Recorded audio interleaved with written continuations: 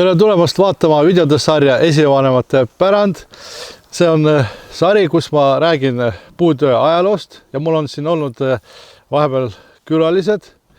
Ja täna mul samamoodi külaline. Tere Erki! Tere Pavel! Et see on Erki Ohu.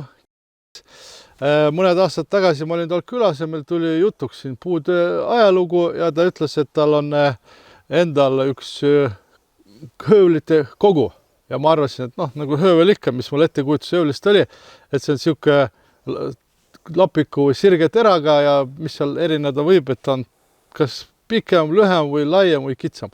Aga kui mul Erki seda kõike tutvustas, siis minu jaoks oli täitsa suur avastus, et kuidas varem siis näiteks lauale kuju anti ja mida näiteks võidi kasutada ülafreesi asemel, et me teeme siin igasuguseid raadiuseid ja profiile ja täna ma Erki abiga tahaksin teile tutvustada neid käsihöövleid, millega vanasti anti servadele profiili. Erki, räägi kõigepealt, oleks väga huvitav. Ise sa, mis huviga sa nende asjade vastu üldse oled, et ma olen aru saanud, et sa oled siuke ajaloohuviline lihtsalt. Seda on nagu raske seletada, et ütleme niimoodi, et oli nagu kahju vaadata, sest et neid öövleid ja igale poole repakile, keegi neist ei hoolinud, need visati ära.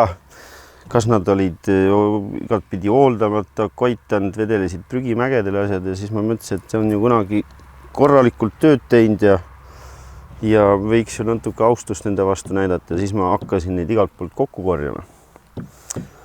Ja nüüd neid on ikka saanud ikka paras ports. Ja kui ma õigesti mäletan, sul oli ikka seal kuni 300 seal kuskil seda asja. No eks nad on, et ma olen neid praegu ainult korjanud, et ega ma neid hooldanud ei ole nagu ringi näha. Osadel on terad puudu ja pakud on siuksed, aga nende järgi saab midagi teha ja saab mingit aimdust, et mille jaoks ta on olnud ja mis sellega kunagi tehtud on. Aga ütle, oled sa ise ka vanal viisil mingisugust puutüki kallale läinud niimoodi just põhimõtteliselt, et kogeda sellist täiesti kui väike poiss ei olnud, siis ega siis vanaisa oma seda head raudöövlit ei andnud ju kellegi, et ikka siis pidid vana selle puitöövliga nikerdama. Ja olid ajad, jah. Aga igatahes see on väga vahva, kui on inimesed, kes sellest hoolivad ja üldse siuke asi päevavalgusele tuleb. Et mis sa arvad, mida võiksid näidata siukest profiili, näiteks midagi ja räägiks selle? No profiili koha pealt võiks praegu võtta need 2 öövlit. Nii, näita mulle ka, eks. Nii, üks on see siin. Nii. See on küll koitanud pakuga ja siia on juba tallale lisa juurde korrutatud, et arvata võib, et on tahetud teist profiili või on lihtsalt siit alumine tald on ära kulunud. Aga tundub, et see on juba nagu ikka tööd näinud asi nagu juba, mitte et ajahammast oleks saanud. Ei, ajahammast on ka, et siin on koiauk on sees ja ka tald on nii, kuidas ta on kulunud, et põhimõtteliselt, kuidas sa kirjeldaksid seda konstruktsiooni näiteks? Millest see koosneb siin? See on puitosa, tavaline on see puidust pakk, nagu öeldakse, kuhu on siis vastav profiil juba teraga siis peale aetud. Kuidas nad seda täpselt tegi, seda ma ei oska isegi oma ette teema, ilmselt see oli koostöö mingi seppadega, kes raudu tagusid. Jah, aga sama, mis sa ajasid puidule siia öövli paku alumisel tallal ajasid profiili peale, et selle järgi pidi pärast tulema tera ka. Et see pidi kõik ju kopeeritav ja tehtav olema. Sellepärast seal ongi see puidust profiili osa, on. Jaa. Ja tera siis kopeerib veel omakorda seda, mis see puidus see tald siin nagu on. Et ta istuks ühesõnaga lõpuks. Ja, et see, mis sa nüüd annad, sellel puidule annad profiili, et see öövli tald nagu teistpidi kopeerib seda profiili, aga tera on ju alati, ta on ju sellest tallast natuke kõrgem, et ta veel lõikaks ka. Aga vaata, seal on siuke ava nagu siuke kamber, sihilik kamber, on. Oskad sa selle kohta midagi öelda? No see on selle jaoks, et siit see laas tuleb nagu välja ja ta tuleb nagu külje peale ja profiili öövli puhul ta ei saagi teistpidi olla, kui teistel on see paku ja kiilusool nagu kinnine ja öövlilaas tuleb siit pealt välja, siis selle puhul ei saa sellist tehnikat ja tehnoloogiat kasutada, et ta peab ikkagi olema, sa võtad ainult ühest äärest, üks ajar ongi kinnine, mis kopeerib sul vastavalt seda materjali ja kuhu sa nagu hakkad profiili nagu andma. Vaata, mingis mõttes hästi lihtne ja oma aja kohta ikka väga täiuslik asi on ju tegelikult. Nojah, ja nad ju tegid kõik, et millist profiili keegi tahtis, et tehti see tera valmis, tehti pakk, tehti kiil ja siis hakati sobitama, et kas ta kõik kohe nüüd korraga küll välja kukkus, aga nagu näha on, et nad on neid teinud igasuguseid, on lihtsamaid, on keerulisemaid. Aga mis sa arvad ise? Ülafreesiga sa töötanud oled ikka vist, on ju? Väga vähe. Nii, aga mis sa arvad, millist oskust või midagi siukese lihtsa asjaga sa ikkagi eeldas, kas midagi võis erineda, et ülafreesiga, kui ma olen... No eks ülafreesil on ju ka, et sul on vaja, kui sul on materjal, kus annad, sul peab olema ikkagi midagi sablooni moodi või mingi piiraja peab sul seal ees olema. Siin on nagu piirajaks on see öövlipakus esimene serv siit, mis ei lõika, mis kopeeribki seda, et sa annad talle sellele materjalile, annad selle profiili ja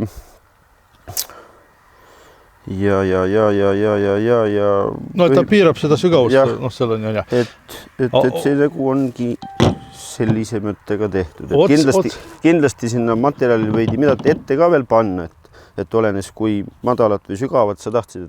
Ühesõnaga omad tipid, et mis puudutab otsfreesi, siis seal on paralleeljuhik, mis piirab ja laagrid, mis annavad ülitäpse kauguse ja ütleme nii, et sul seal mingit tarkust vaja pole.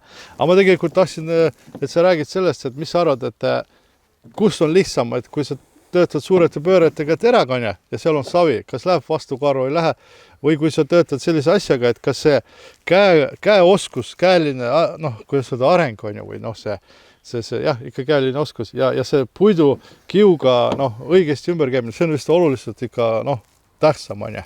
Ja vanasti ikka valiti materjali. Praegu me lähme poodi või lähme kuskilt kaatrisse, ostame materjali ära, me ei tea, millal ta on langetatud, mis kuus, mis ajal, me ei tea, kuidas teda on kuivatatud, too aeg ikka iga mees kuivatas ise, ta teadis täpselt, millal ta see maha võtab ja see oli hoopis omamoodi teadus, et seal vaadati ilma ja kuufaasi ja tähtede seisu ja mida kõike veel. Just, et asjad olid, tundub oluliselt tõsisemad kui praegu tegelikult mõned asjade osas ja just minu arust see kontakt selle tööga ja puidu tundmisega oli ikka minu arust oluliselt sügavam nagu. Jah, sest et materjal varuti aastaid enne ette ära, ta pidi kuivama, ta pidi nagu olema puit, mis enam ei mänginud, et see oli omaette teadus, et see oli juba aastasadadega läbi põlvkondade üksteisele edasi antud. Aga mis sa arvad, et vaata, see on nagu suht lihtne on ja mis sa arvad, kui palju aega see on inimkonnas nagu juba esindatud siuksed tööriistad? Sa julgaksid arvata lihtsalt? Või ma arvan, et nii kaua kui puutööd on tehtud. Mina julgeksin ka arvata. Nii kohe, kui metall tuli ja puutöö vähegi, ma arvan, see on tuhandetest aastatest käib jutt. Sest selle valmistamine on jube lihtne, on. Ja kui vaadata siin seda mööblit asja, mis on juba profiilidega 1000 ja rohkem aastat, siis ega seal muud varianti ei ole, et millega seda tehti. Et ühesõnaga, siin on negatiivne raadius, väga lihtne. Nii, näite ka midagi, mis siin on siuke profiil. See on siuke nagu liistu profiil. See on karniis isegi väikene vist, jah. See sarnast ma olen kasutatud, jutt käib. See on samamoodi. Klassikalistest profiilidest. See on vähe tihem ja siuke väiksem. See on ka siuke negatiivse ja positiivse raadiuse kombinatsioon. Seda ma olen kummutil kasutanud, aga ülafreesiga. Ja huvitav on siin see, et see tald on natuke kõrgemale, see on madalamal. See on just see, et võtta seda lastu. Ja siis see, mis see kõige kõrgem serv siin on, see ongi siis põhimõtteliselt see piiraja, mis ei lase sul minna sügavuti. Et see nagu kopeeribki seda materjali, millele sa nagu seda profiili nagu annad. Aga mõtle, kui palju aega nagu võttis siuke asjaga möllamine. No kui on hea tera, on valitud materjal, siis vilunud mehel ikka ei läinud väga kaua aega sellega, ma arvan. No seda küll, aga sest et kui on hästi teritatud ja siis need terad ikka võtavad päris hästi, teinekord teevad isegi parema töö ära, kui sa tänapäeva freesiga. See on ka üks suure negatiivse raadiusega. No ma võin sulle anda ühe väikse, kus on teistpidi raadius, aga siin on ka piiraja nagu ees ja siis annad lihtsalt teist kumerust. Just. Jah. Ja kõik ongi tegelikult jube lihtne. et tegelikult ma olen kuskil YouTube'is kohtanud sellist seltskonda, kes harrastavadki sellist laadi tööriistadega mööbli valmistamist. Täitsa siuksed nagu oma fännid nagu. Ja, ma arvan, et meil isegi Eestis on siin, kes nagu teevad kas või isegi selle ööbli valmis ja mingi asja järgi teevad aga tööd ja teevad mingi asja valmis ka, et lihtsalt saada pilti ja aimu, et kuidas see vanasti nagu käis. Minu arust see on väga hea. Ma üldiselt ise tunnen, et mul kujuneb vaikselt siukene soov mingi asja kallale minna vanade tööriistadega ja proovida sellest midagi teha. Ja meil oli siin külas eelmistes saadetes Meelis Kihulane, kes Eestis ongi tuntud mees selle poolest, et ta harrastab vanat viisi puutööd ja õpetab seda siis tänapäeva inimestesse. Ja. Aga kui sul Erki midagi rohkem pole lisada või sa mingid teateid siin öelda ei taha, siis me praegu selle teema lõpetame. Soovid sa veel midagi rääkida, mainida? Praegu ma ei oska nagu rohkem midagi mainida, et kui sul on midagi küsida, kui ma oskan vastata, siis ma vastan. Aga siis ma arvan, et me teeme seda järgmine kord, aga aitäh, et sa tulid ja aitäh sulle nende öövlite eest ja loodame, et sellest on mingit kasu, et nad kuskil... Ja ma ütlen nii palju, et ma olen neid siiamaani praegu ainult korjanud, et ega ma ei ole nendega eriti tegelenud, et ei ma ei ole neid puhastanud, ei ma ei ole neid teritanud, lihtsalt praegu on see aeg korjata, et varsti kui sa tahaks neid korjata, siis ei ole enam midagi korjata, sest lähevad enam jaolt kõik kõige kaduvad ees. Jah, minust see ongi see, kus eelmiste põlvkondade tööriistad on juba nagu prahine juba nagu. Jah, et eks nad on siin paljud küll viga saanud, aga siis sa saad vähemalt aimdust, mille järgi midagi teha. Just, see on siuke teema. Et võib-olla peale tuumasõda me tuleme selle teema juurde tagasi uuesti. Noh, teeme nii. Jah, davai. Head aega.